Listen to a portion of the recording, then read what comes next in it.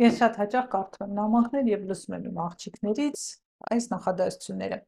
«Բժշկուհի ջան, քաշս չի նվազում, ես փորձում եմ նիհարել, բայց չեմ կարողանում, ես ակտիվ առօրյա եմ վարում, գնում եմ ֆիթնեսի, լողի, օրը 10,000 քայլ քայլում եմ, հետևում եմ օրվա կալորիաներին, սննդին, սննդակարգ եմ պահպանում, դիետաներ եւ այլն, բայց փոփոխություն չկա»։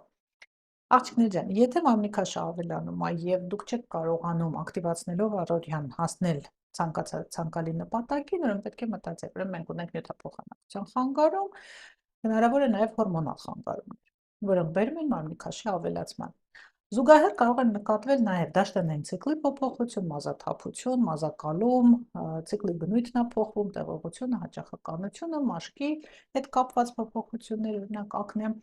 այս սիմպտոմները կարող են առկա լինել, կարող են նաև բացակայել, կարող լինի միայն մամլիքաշի ավելացումը, սակայն պարտադիր դիմում ենք մասնագետի։ Հասկանում ենք, թե որ օղակում առկա է խնդիր, որտեղ առանց խնդրի նման երևույթ չի դիտարկվում, կարգավորում ենք դա, իսկ հետո նոր արդեն անցնում ենք ակտիվ ապրելակերպի, ֆիթնեսի, լողի եւ այլն եւ այլն։ Եթե առկա է մետաբոլիկ համախտանիշ, եթե առկա է հորմոնալ խախտում, ոչ մի ակտիվություն, ոչ մի ֆիթնես, ոչ մի դիետա արդյունք չի տալու։